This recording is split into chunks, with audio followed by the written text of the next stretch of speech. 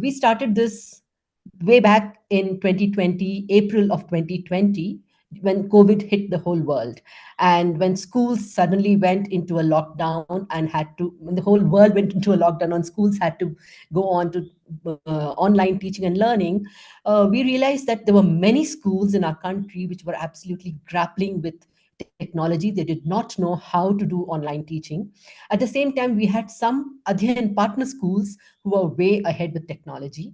They had already gotten into blended learning. So the whole idea was to get the schools which were already tech savvy come on this platform and help the other schools which were struggling. So that's how the community of practice platform started. It was all about supporting and learning from one another.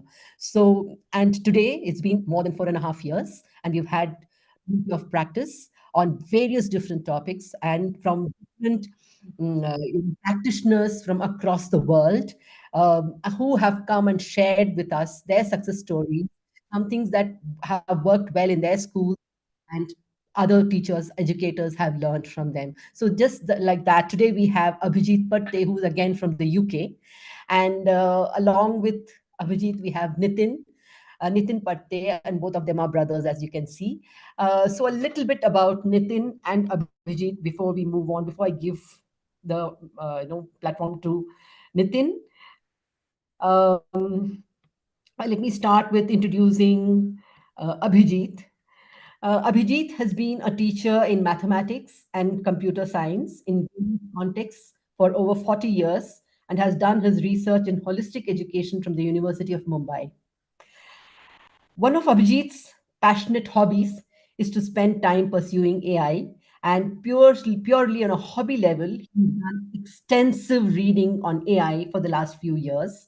And we have the pleasure of having him here and sharing his experience and sharing his knowledge about AI in education. And along with him, we have Nitin. Nitin has worked in international schools for over 30 years as a teacher of economics, journalism, history, human rights, theory of knowledge, and English. He has been a head of humanities at Kodaikanal International School and the United World College of India. He was also the head of secondary at Eco Mundial World School at Mumbai and the principal at Don Bosco International School before becoming the director of the four schools run by the Rajasthani Sammelan Education Trust.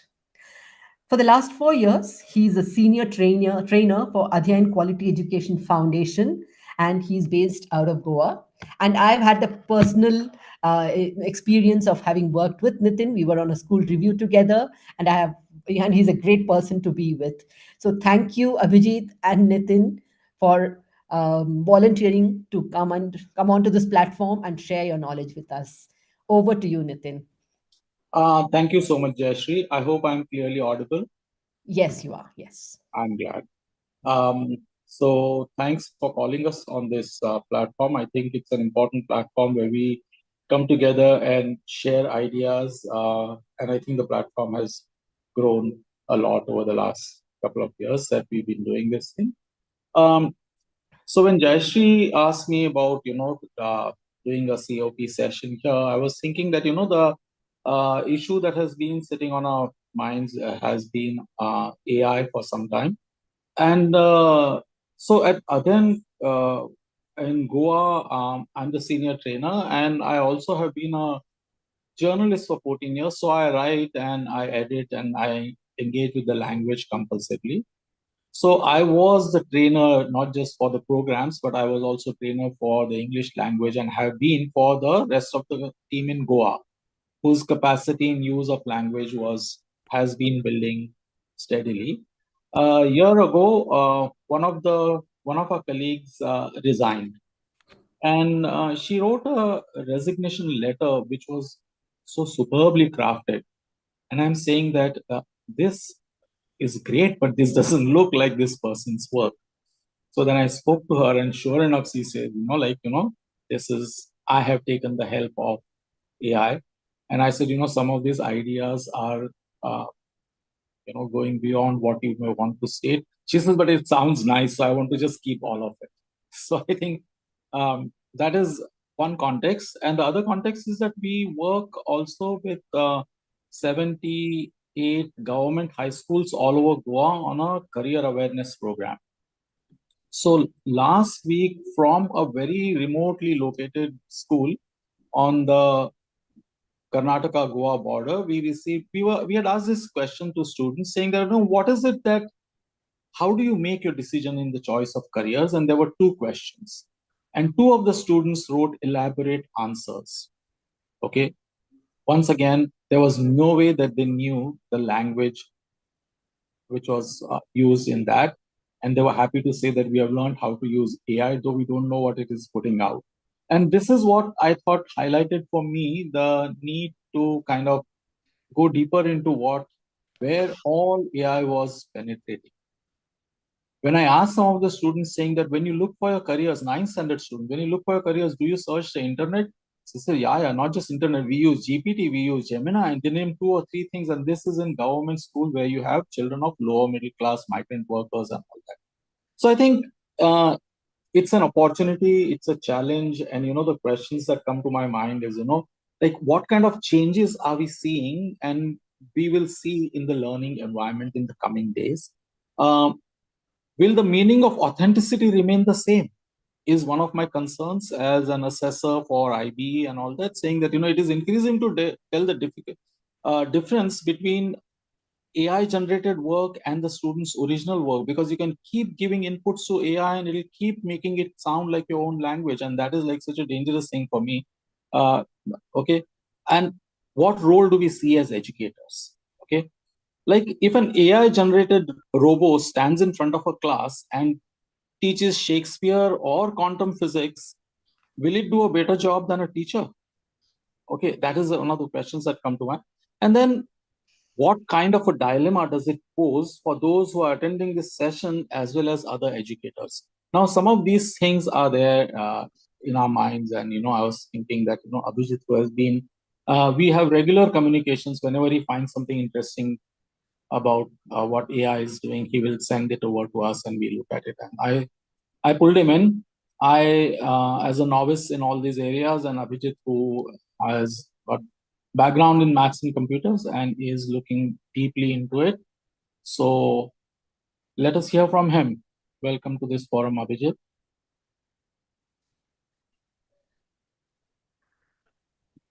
Thank you, everybody. Can everybody hear me clearly? Jayshree, can you just tell Yes. me if it's fine? Yeah? Yes, you're clear.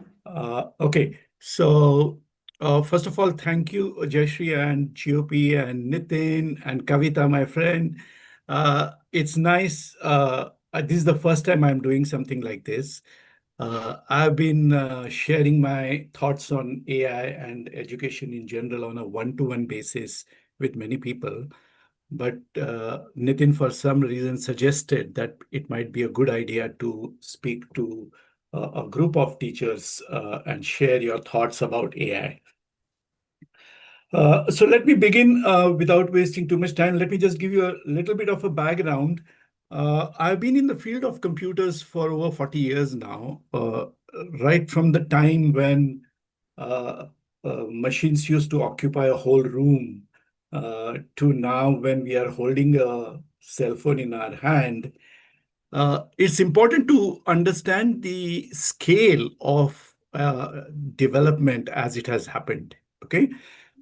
If you see, when we first sent our lunar module to the moon, it had a computer on board, and its entire circuitry can now be kept on a small chip which you are holding on the phone. This change has happened uh, in a span of just 5 decades. Okay. So fast forward to a few decades from now, and you can get an idea about what the scale is going to do. Okay. Uh, and I'm going to point out certain very important things in my presentation because my sense is that sometimes we are in a state of denial about what is happening because it's happening too fast, and it's happening at a scale which can be very daunting in a sense. But I will try my best to give you a summary of what I've been reading for the last few years. And this was mainly post November 2022 when the first ChatGPT version came out.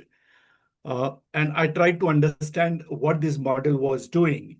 Uh, Coming from a background of post-graduation in mathematics, I could understand what exactly was going on internally. And it was a little bit shocking for me uh, for many reasons. Uh, One, the normal concept that we have of computers is we are the ones who are doing the programming, we are the ones who are giving the instructions, and the computer is following the instructions. So we come from that kind of a background. But AI is nothing like that. Okay. So this is important to understand that we don't give specific instructions to an AI. Although you may ask a question, the model itself works very differently. Okay. So in my presentation, I will kind of highlight some of those issues because it is very important that all of us understand the nature of AI and what could be coming. And that will help us to uh, decide on certain policy issues if you are in that situation. So I think I'll start with my presentation, Jayashree, if it is okay, so that if there is more time, then people can ask questions. Is that all right? Yeah. I'll begin by sharing my screen and we'll see how this, uh, please tell me if you can see my screen and Not yet. not yet, right? Yeah, just No. 1 minute. Yeah, okay. Uh, Yes, it's coming up. it's coming up. Yeah, Yeah. there's a slight time lag sometimes, but let me Yes. just see Yeah, because Come up now. yeah, it's visible now, Vijay. it's visible. Yeah. Yeah. Okay. So, okay, let's see. Yeah. Okay, so I'll try to make this a little short so that because of the time period that we have, we should be able to then look at certain questions. Okay. All right. So I'm first of all beginning with a quote by Alan Turing, whose picture appears on the Bank of England 50-pound note. He's sometimes also called as the father of modern computing, modern AI. And way back in the 1940s, he made this statement that this is only a foretaste of what is to come and the shadow of what is going to be. Uh, so he had a insight on what the machine is going to be able to do back so many decades back. Okay. Now, uh, but let's be clear on the terms that we are going to use, okay? Because different people have a different understanding of what AI is, and of course of what is education. So, and I'm saying that calling it artificial can limit the perceived significance of AI because that word emphasizes that intelligence is man-made and not natural or truly intelligent. Okay. And this framing can lead to misunderstanding AI as something which is just simulated and superficial rather than actually acknowledging its true capacities and mainly its autonomous nature. Okay, and this is something that is very important to understand because the main distinction between previous technologies and AI is the factor of autonomy. Okay. So far, when you ask ChatGPT or any of the other large language models questions, uh, and it answers, we may not be aware of the fact that it might actually be manipulating us, okay? And it might be doing things which are not exactly what we want it to do, in a sense, okay? But for my presentation this time, I'm not focusing on that too much right now, but that's something that will come up uh, on the in the discussions that will follow, okay? Now, AI is not intelligent in the human sense. Okay, so we are looking at uh, factors like understanding, creativity, and consciousness. And I put a question mark because there is no consensus even amongst human beings about what all these things mean. Okay, and there is a wide variety of opinion on what all this means. Okay, both among scientists as well as among educators. Okay, so labeling artificial intelligence in with using that phrase might reinforce unrealistic expectations or misconceptions about AI's nature and its limitations.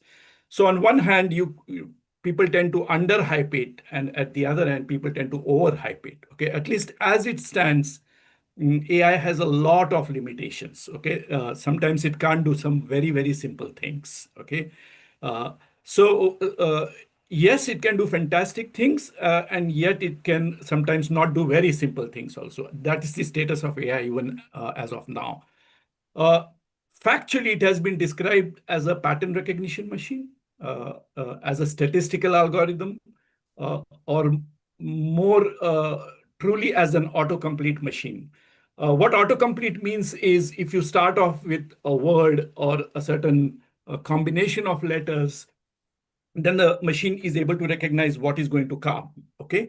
Uh, Essentially, that is true that most of these uh, intelligent large language models are doing what is called as autocomplete. Yeah. Uh, Now, it's important for us to have a clarity about the nature of AI and what it is doing, because most otherwise there is a danger of you either trying to underestimate it or overestimate it. Okay. One thing that is clear, at least as of now, is that it is created by humans, uh, but there is the possibility that it may start doing things which are not necessarily controlled by humans. So the potential exists for AI to be doing something on its own.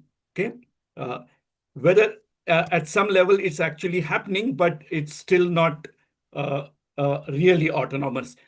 There are self-driving cars, for example, which do a wonderful job without any human being there, and there are a lot of other tasks which are also being taken over, but it's still limited. Yeah.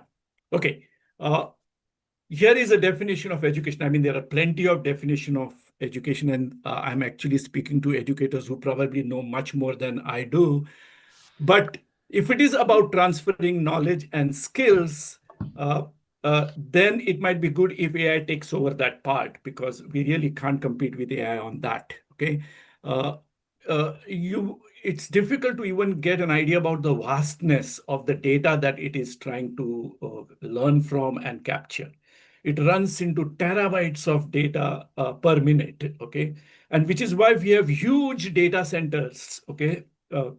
Which are needed to support a large language model, which is also why billions of dollars are being poured by governments and military and some of the top business people into AI. Okay. It is important also to note that this also needs a lot of power and has concerns about the environment, because it will eventually need more power than what we have, which is why many of the companies are trying to create their own nuclear power generation units. The same people who are investing in AI are also investing in that. Yeah. But is there something about education which cannot come within the domain of AI, no matter how much it progresses? And this is where it's very important for all of us to understand. And I feel we'll be forced to answer this question.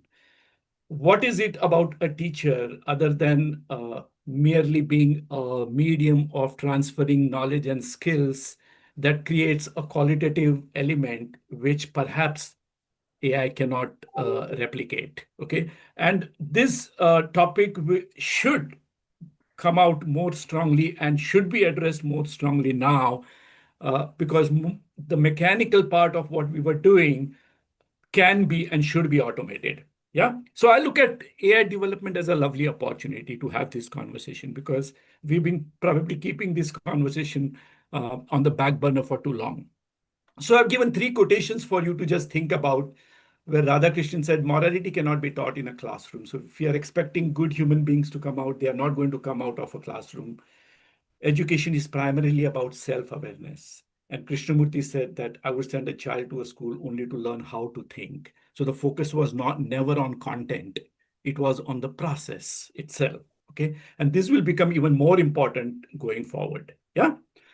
Now, the issue is, and for me, it's the urgency is very clear, which is why I've been like repeatedly talking to people about AI. Is it's all happening too fast.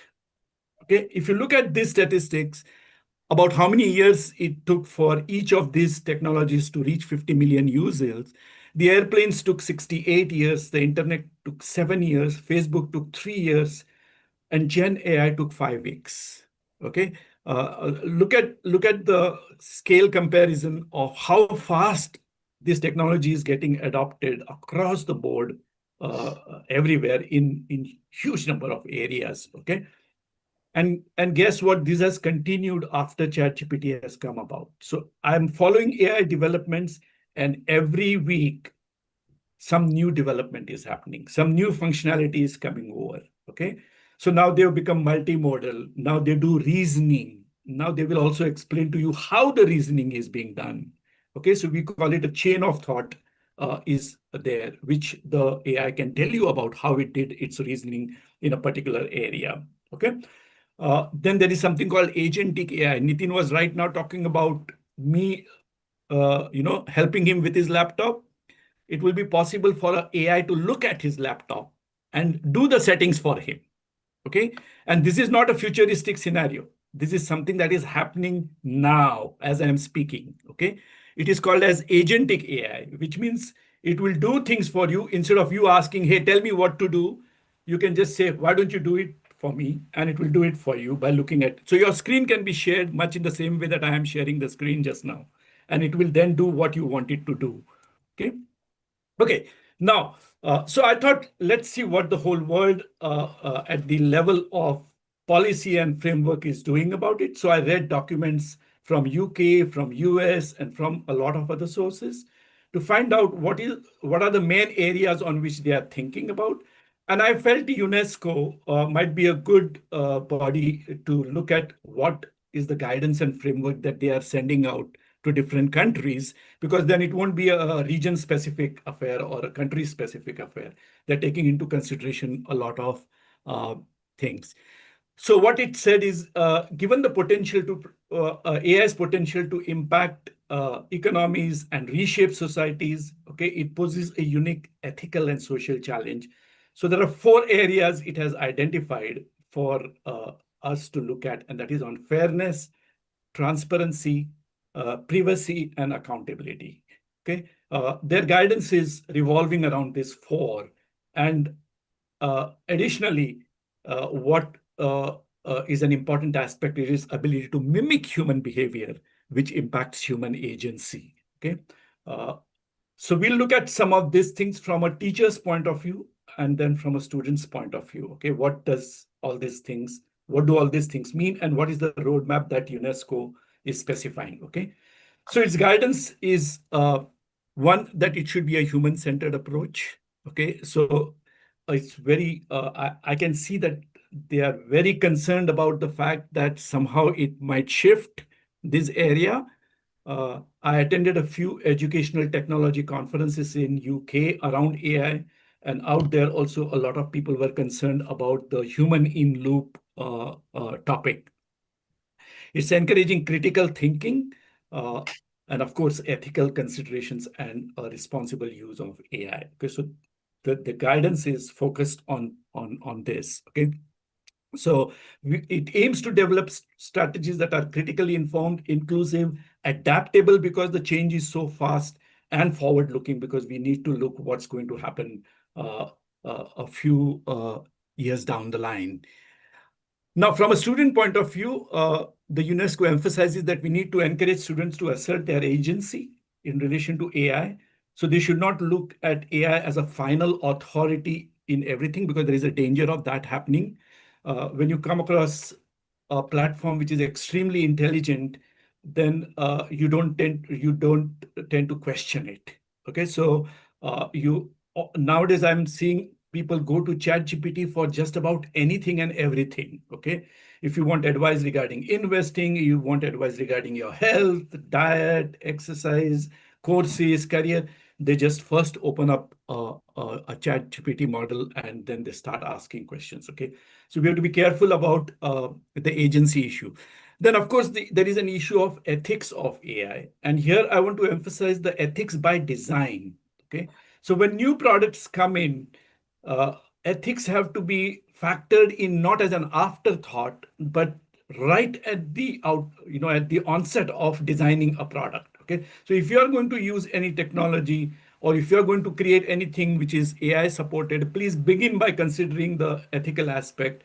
And it's not like you create a product and then think about the ethical aspect of it. Okay.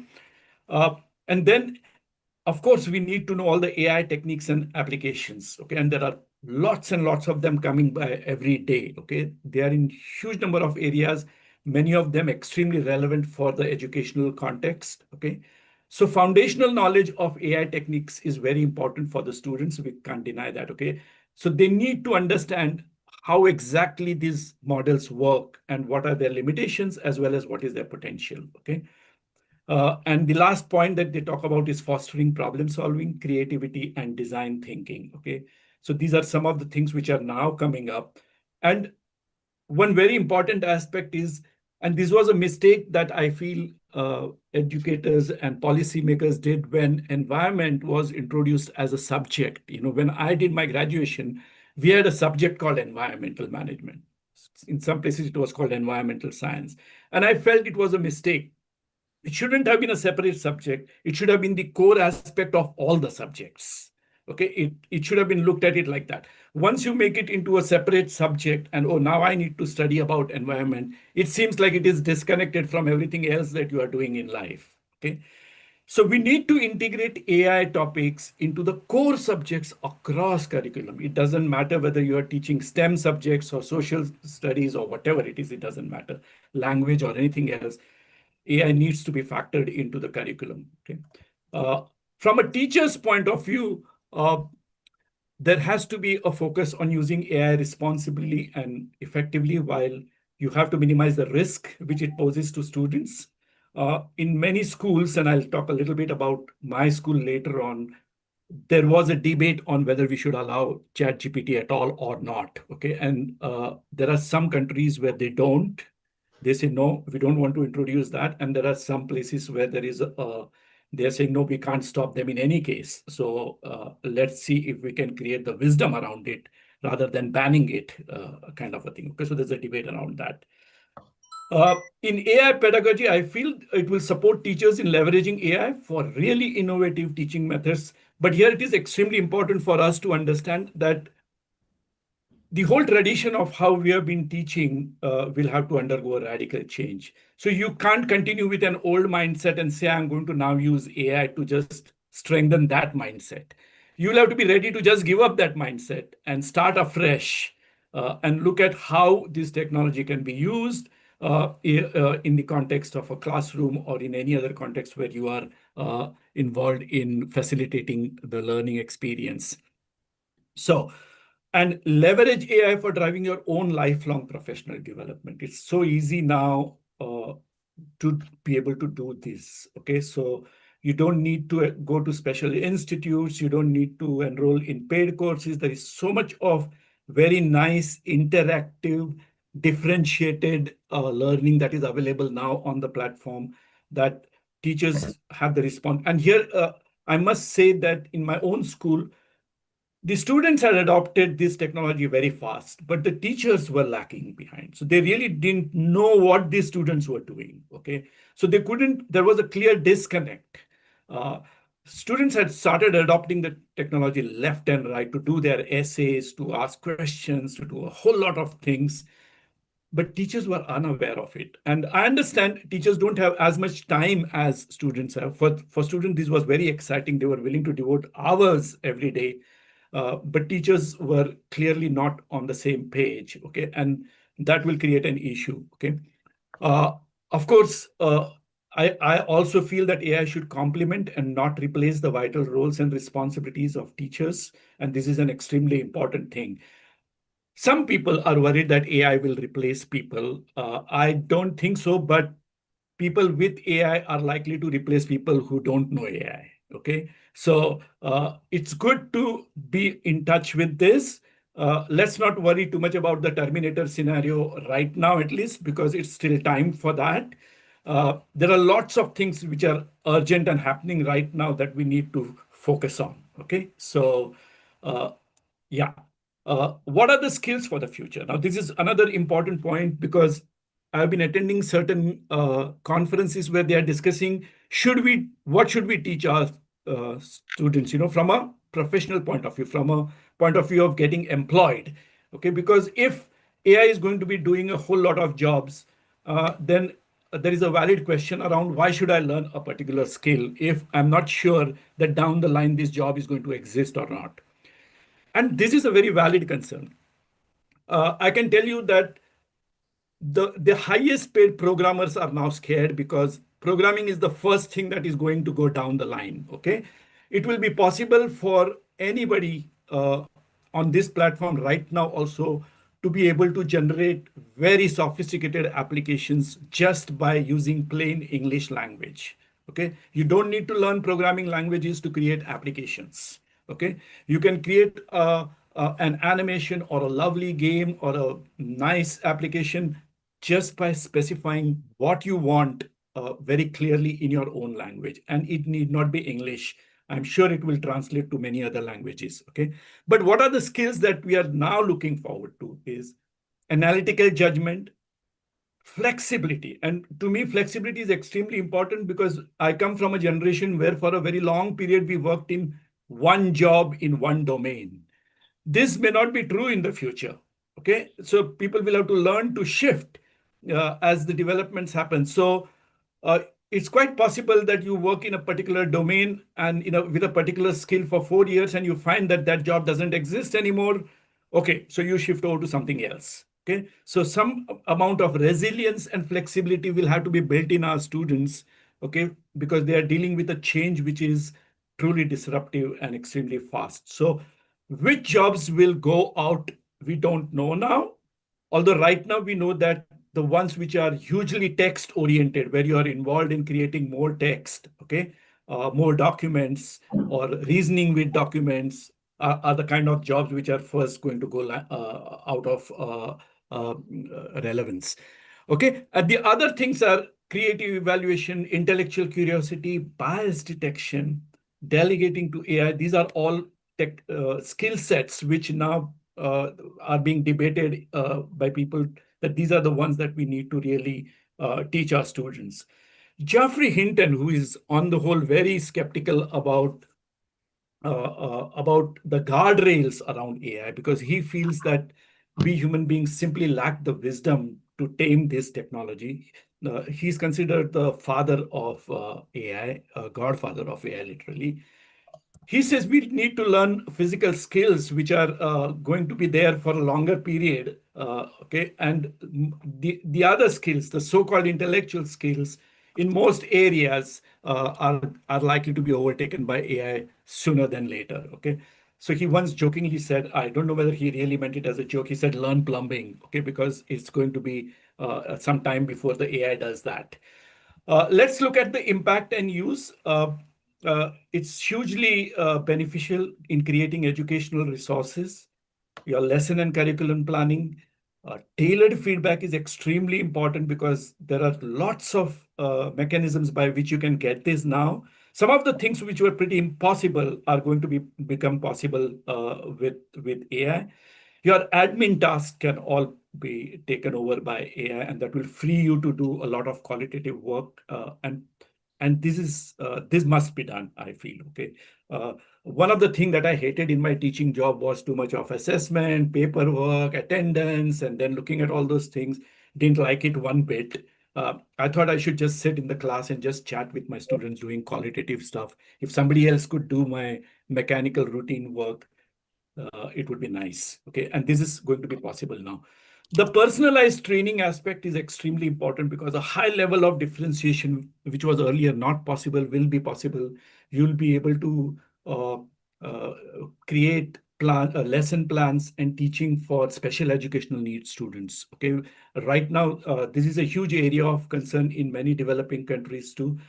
We don't get enough SEN teachers, and it should be possible now with the help of AI to meet this shortage and meet this need. Okay, people on the autistic spectrum, people who are who have dyslexia, dysgraphia, all these things, they can really be addressed in a much more broader way than what we have been able to do now. Okay, so this is a very important aspect of personalized training. And of course, it will reduce workload and it can free up teachers' time. That's an important consideration.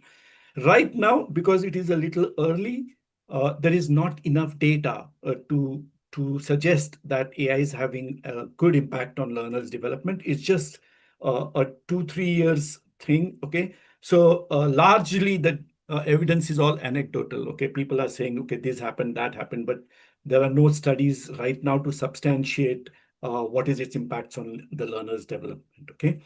Here are the guardrails, okay, for everybody who is using large language models, teachers, students, or even if you are using on a personal level. The AI can be extremely inaccurate. Okay, it can be inappropriate or unsafe. Uh, there are intelligent ways of bypassing the guardrails, and you can get information on really dangerous things. Okay, and not enough is being done to ensure that it doesn't happen. Bias is there, okay, because a lot of large language models have been trained on data which is predominantly Western data. Uh, so those biases are quite obvious. You need to be very careful about that. Many times it is out of context. Lot of data on which it has been trained, that data has really not been taken with permission. Okay, so there are a lot of copyright issues. In fact, many of these companies are being sued by people whose original work has been used for training the AI. Now, there is a tricky issue out here, which I don't want to go into too much of technicalities, but the AI doesn't copy the data directly. Okay, what it does is it kind of learns the probabilities of creating that particular passage. So you can't really hold it saying that, look, you copied, because it's not copied that actually. Okay, so this is a very subtle but tricky area around copyright issues which might come up. And in education, it's very important because of we are so concerned with plagiarism. Then it can be outdated, yes, because they are trained on data. Okay, and although most of the large language models now go on the browsers also, so they have the access to the latest information. For a long time, this was not the case, but now most of them have updated themselves to fetch the most recent data, but it's still dated, okay, in many cases. So one needs to be careful with that. Sometimes it comes up with very low quality responses, and of course it hallucinates. Okay, so these are some of the very important things that we all have to keep in mind while using AI. I've covered these topics a little bit fast so that it leaves a little time for you all to reflect on some of these things. Each of these topics deserves a 1 hour presentation, but for want of time we won't be able to do that. Yeah, so I'll keep the platform now open for anybody to raise any issue. Thank you. Thank you, Abhijit. I know, it's a huge topic, humongous. And yes, I think the way you covered it, I think it was organized in a very nice way. And I'm sure it's left a lot of thoughts. We already have a few questions in the chat. So Lazarus says, assuming we have fully embraced AI in teaching and learning, how best can we support marginalized communities and schools with no internet connection? Is AI inclusive or will it leave others behind? Would somebody else also like to respond, or are you expecting me to respond? I don't know. It's open. Maybe we can wait for somebody to Yes, please, because share it will be nice if we have the thoughts of other people also. Please unmute and speak. You're welcome. Lazarus, do you want to kind of once again elaborate your question? Maybe you could unmute and speak and give your thoughts and the question, in a more elaborate manner so that we can have others also speak after you. Lazarus? Um, thank you so much. Thank you, the presenter. I cannot pronounce your name. Abhijit, I'm So Abhijit. Yeah, that's okay. Great. So yes, my question just thing around the marginalized communities. I'm coming from from country where we've got a huge number of learners or teachers who are in the rural communities, no network, poor infrastructure like internet connectivity. And when we are embracing IA in education, so my question is, are we inclusive here, or we are going to leave others behind? And to how best can we make sure that we take everyone on board? That's really my question now. Which country are you from, Lazarus? I'm from Zimbabwe. Okay. Thank you for coming on to this platform. Lazarus, I'll quickly respond before anybody else does. Yeah. One thing is, I also taught in a school where network connectivity was a huge issue. Okay. So that will get addressed because something like Starlink will become very cheap. That is satellite connectivity. You won't need any infrastructure. Okay. And that is what I did in our school. We put up a Starlink satellite dish, and the internet was excellent and the connectivity was very good. I'm hoping, because it has also come to many countries, including India also, that it will come to many other countries and it will become reasonable. So there is this danger of marginalization, and it will exist even if there is internet. Okay, so the connectivity will not be the only issue. In fact, there is a great fear that the AI will widen this divide in the society. Okay, there will be some people who will become extremely powerful. Okay, and which is why there is a great competition going on between countries and in military, because they want to use this to become powerful. Okay, so this is going to extend down the line to businesses. Whoever gets the maximum advantage is going to gain a lot. Okay, and this is going to create a digital divide. Whether there is internet or no internet and other infrastructural issues, we will still have to address this. Okay, yeah. If somebody else wants to respond, it. Yeah, Lazarus. So when I work for the Adyan Foundation, we work with approximately 750 government schools, and the children coming there are children who are from socioeconomically marginalized backgrounds. Very often, they are children of migrant workers who have come to Goa from poorer parts of India looking for jobs. So children don't have a mobile phone at home. Parents are required to keep one, so they go away with that mobile phone on their job.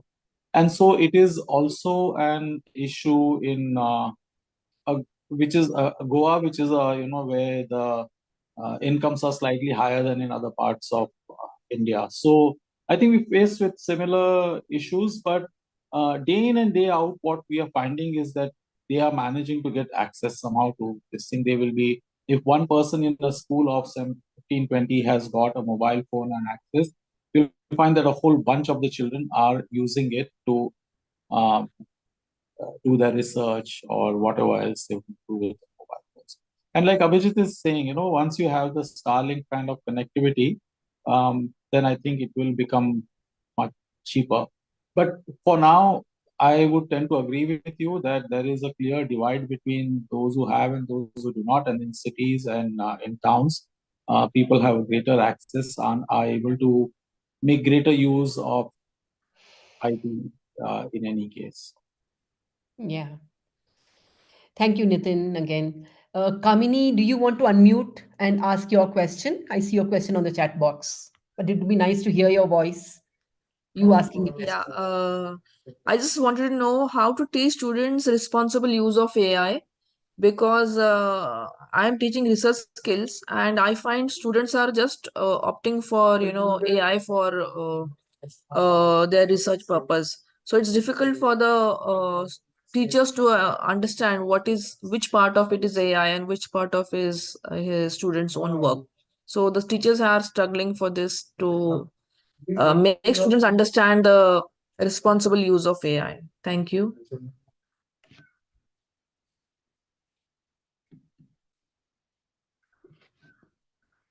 Yes, Abhijit. Was I audible? Yes, Yeah, Kamini, you are audible. yeah. Kamini, a couple of things. This is an issue not just for you. It's there everywhere. Okay, as soon as ChatGPT came, we started getting wonderful essays and very well done work, project work, and all that. And quite obviously, we knew that it was all coming from somewhere else. Okay, two things that I want to say about this. Actually, three. One is the the community of educators is coming together, first of all, to have guardrails around this. So already, including ChatGPT, by the way, has a product called Zero GPT. I don't remember the exact name now, which can detect whether the work has been generated using ChatGPT. Okay, and they are offering it to educators. To check whether this is a AI generated content or not. And this is now being done across all large language models. They are releasing products for education, which will check whether a product, whether something has come from its own domain, in a sense. Okay, that's one thing. But this will keep happening. Okay, the products will start becoming smarter. The students will also start becoming smarter. They'll tweak it here and there a little bit. They will themselves use these products to check whether it's getting detected or not before giving it to you. Exactly. Yeah. So remember that this new generation is one step ahead of us, generally. Okay, and teachers have to keep pace with that. But a lot of assessment bodies and others are aware of this. In fact, many of them are planning to have examinations in rooms where there is no technology available and conduct a real-time examination instead of giving them access. But this may not always be possible. Okay, so they are still trying to figure out mechanisms.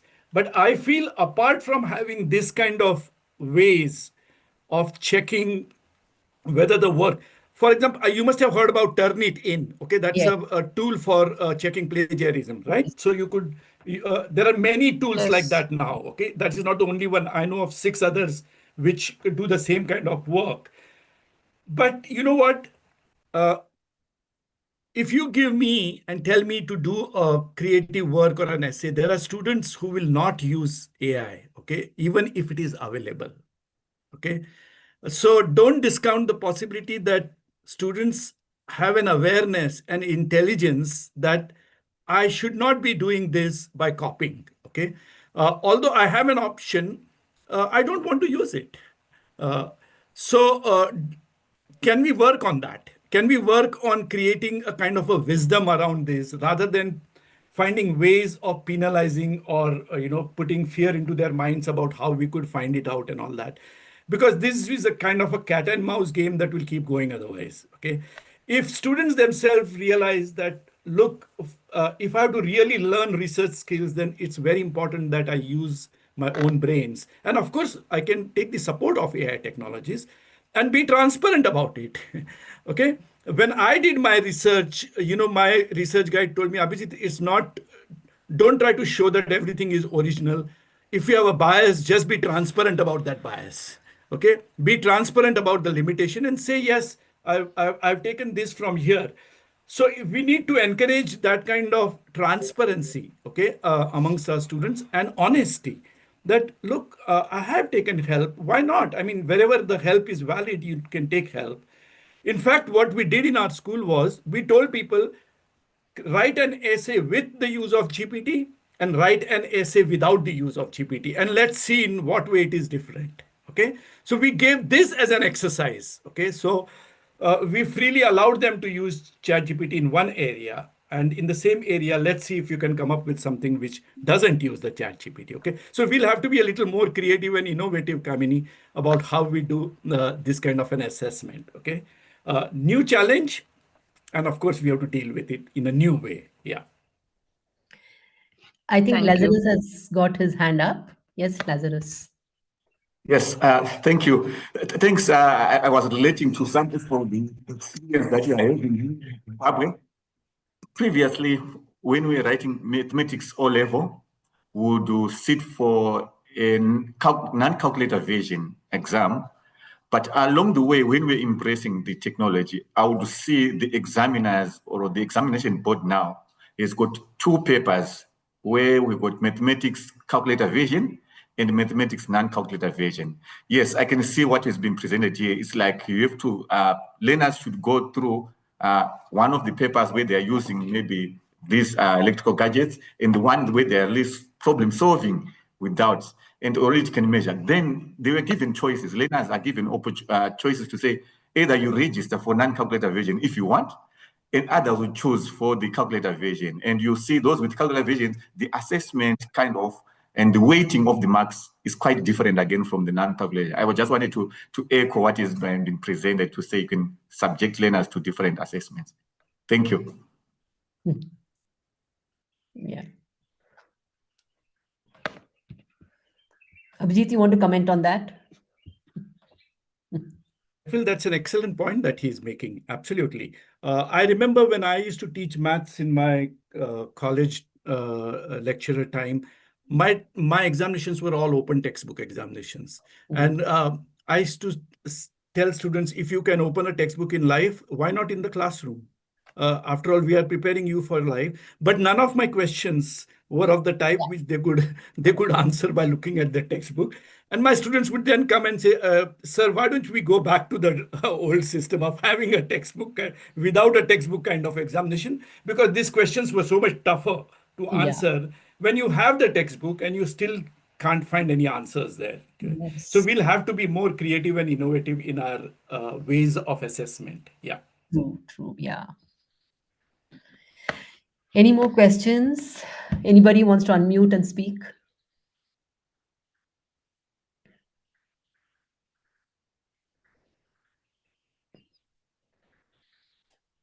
So I don't know. I mean, I just wanted to kind of understand. So what should be the role of schools if teachers need to really, if AI has to complement teachers' work? And I also, you also said that students are way ahead of teachers, and teachers are still lagging behind, and they lack awareness. So it's a huge responsibility, I think, on schools, on the system itself, to see that we prepare teachers, right? So, Yes. yeah, I think I that's think going to be professional development of teachers is a must, absolutely. yes, Okay. And this has to be done. I mean, individual teachers can do that by doing the learning themselves, and some of them will, and some of them won't, based on time and responsibilities and other things. yeah, But I feel schools must organize professional development programs to give them at least the basics of where things are going. Okay. Because Jashi, I'm really afraid that this technology will run away at a great speed, and we'll have a huge disconnect with our students. Okay, students. yeah, uh, we must know what they are up to, and to Yeah, do that, we have to devote some time. Okay, yeah, to do that, and there are people who will be happy to come over and give their knowledge and expertise to create a certain awareness around this. And it's very important that happens, because students very quickly come to know if a teacher is not aware of all these things. absolutely. Okay, Yes, yes. so some of them will take us for a ride for sure. Okay, Mm. no matter what we do. And that's dangerous, right? And that's Children knowing dangerous. something Yes. and we don't know what they're doing is very dangerous. So we need to be really, like you Absolutely. said, the guardrails. We need to really understand what it is to see that they don't, they use it in the right way, you know? Absolutely. So, Absolutely. yeah. Yeah. Yeah. Yeah. So because, as a generation, I think older people are a little wary, skeptical about anything with technology. Even starting something new is very tough for people who are a little older and unlike children. So I think that's where we need to kind of change and want kind of be ready to explore technology more to be able to understand. Because I'm saying this from my own experience again. So because in Nagaland, where we go, we do a lot of digital training on digital tools, and they are so scared of even opening an app. So it's so tough for teachers to do that. So that's where it's very scary that way. So Yes. Yes. that's why I was kind of asking this. Yeah, Yeah. so I think we are almost at the end of the Yes, we are actually. Yeah. webinar. And is there any other question anybody would like to ask? Oh, somebody, Lazarus is saying something. That's nice. Let's just look at that. What I'm picking here is that we have to invest more in capacity building of teachers. Yes. our staff development at school level and PLCs must cover AI. Absolutely, I think that's what I think Abhijit also is saying. Anybody else? Anybody wants to unmute and speak about one takeaway from today's session? I'm sure Abhijit would love to hear you. I also feel, Jayashree, that what it is going to put to test is our ethics, Yeah. teacher ethics as well as student ethics, because there is a possibility of shortcuts being taken both by educators and by students. So I think we need to Right. be constantly looking at ourselves as we move ahead with this. Yes, absolutely. If we know our students well and if we engage with them individually, we know which is their work and which is not. And then we can take it rather than have a punitive approach to it. I know you took it from AI, and so I'm rejecting your work. Uh, Use that as an opportunity to work around. Where are you headed? Like, what do you want to do with your education? I think that those kind of conversations will become much more important in the days to come. That's right. Yes, thank you, Nitin. Very true. All right. So, Palak, I would like you to just put the feedback form link while somebody can unmute and share your last thoughts.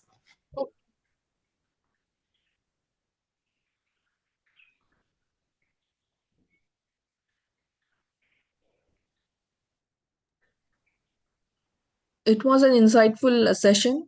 Thank you, Adhyan, for this.